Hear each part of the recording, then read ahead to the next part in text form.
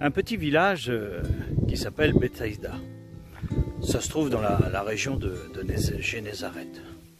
Et là, il y a un homme. Le récit ne donne pas son nom. Par contre, ce qu'on sait, c'est que cet homme est aveugle.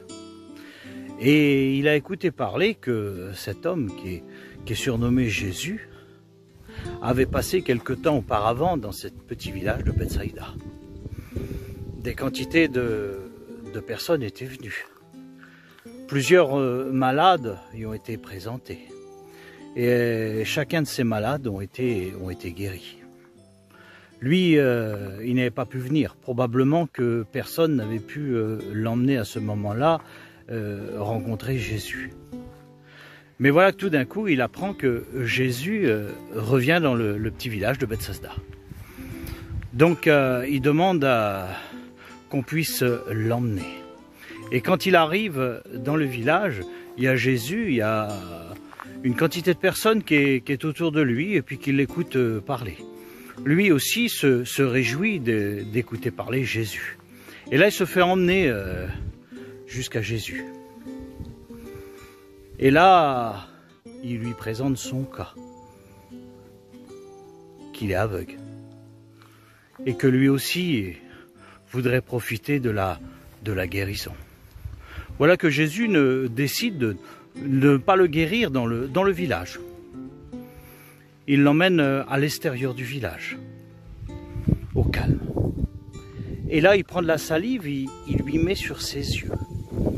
Et il lui dit maintenant, est-ce que tu vois? Et cet homme dit, je vois des ombres. Je vois les hommes comme des arbres. Je les vois bouger.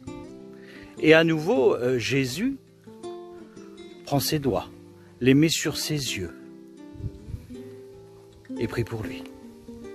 Et il enlève ses mains. Et il dit maintenant, est-ce que tu vois?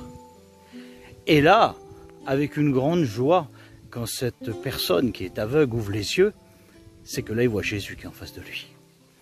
Il regarde autour de lui et il dit, Seigneur, le miracle est arrivé. Seigneur, tu m'as guéri. Seigneur, je vois clair. Quelle joie cet homme avait reçu de voir clair. Jésus lui dit, tu ne vas pas retourner au village, tu vas retourner chez toi. Et le récit nous dit que c'est avec une grande joie que cet homme prend la direction de chez lui.